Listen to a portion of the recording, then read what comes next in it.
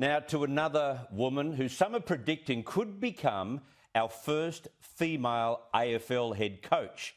But for now, Lisa Alexander is content with what she achieved as coach of the Australian netball team, a 9-year reign, winning gold at the 2014 Commonwealth Games and then the 2015 World Cup as well. Lisa has been made a member of the Order of Australia. I spoke with her this afternoon from her home in Avoca in country Victoria. Well, it's not a gold medal at the World Cup with you coaching, Lisa Alexander, but it's got to rank pretty close. Oh, yes, Chris, it certainly does. Somebody asked, I think, this week, because there's been obviously a lot of attention. Which was the biggest highlight of my career as the Diamonds head coach. And I certainly had to say it was the World Cup win in 2015 in Sydney in front of a home crowd. And it was a pretty spectacular day, and I can still remember it all vividly. But to be honoured on a day, and I know you bleed green and gold, you did when you were coaching the Australian netball side, it still must mean a hell of a lot to you.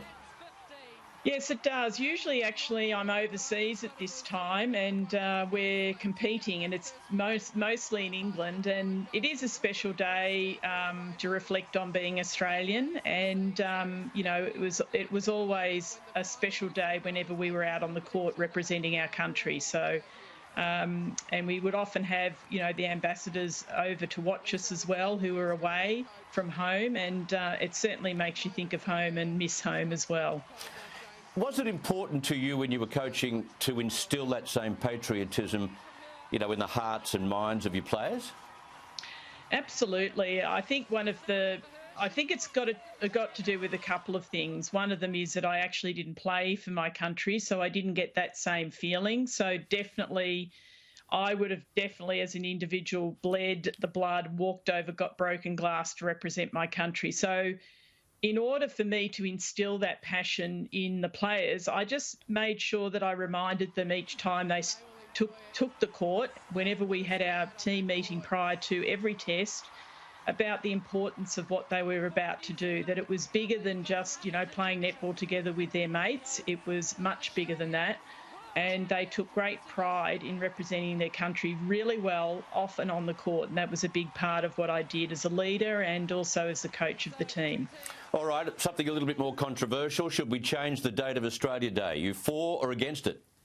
I'm actually for changing the date, because I'm one of the, history buffs that thinks that when we became a nation is actually probably the time best to celebrate it. So I'm one of the ones that thinks it should be when we became a federation, became a country, all of us together, and that, I think we'll be paying homage to our Indigenous brothers and sisters as well, because obviously this date is not in their best interest and doesn't bring about a great feeling for them for the history of the date. I don't know whether it would stop some of the more extremist minorities in that minority from rallying and trying to prevent us from flying our Australian flags. I think that would still tail even a January 1st celebration, do you think? Oh, probably, yes, but I think it is a part of us being genuine about what actually it means to be Australian. And, the date of our federation is actually when we did become a country. So it sort of goes along with, the dates that, for example, the Republic of India is actually, its day is today. And it's more about when the actual country came about, I think, that we should be celebrating. Now, I think it goes a bit of a way to mending some of those fences as well. Yeah. OK, one last question. You've still got plenty more to do, plenty more coaching, I would have thought. I'm looking forward, with all respect to Brett Ratton, I'm looking forward to you coaching the St Kilda club. Is that possible? Look, you never know. I'd love to come in and be an assistant and work alongside Brett. I think he's a terrific coach, and I've watched his coaching career from afar for a long time, and I'm thrilled that he's doing so well with St Kilda. But certainly I think my time will come. I'll get an opportunity, even if it's in a high performance position or a director of coaching position at one of the clubs. So watch this space. All right, AFL, here we come. Looking forward to that. Congratulations once again. Good to catch up. Thank you.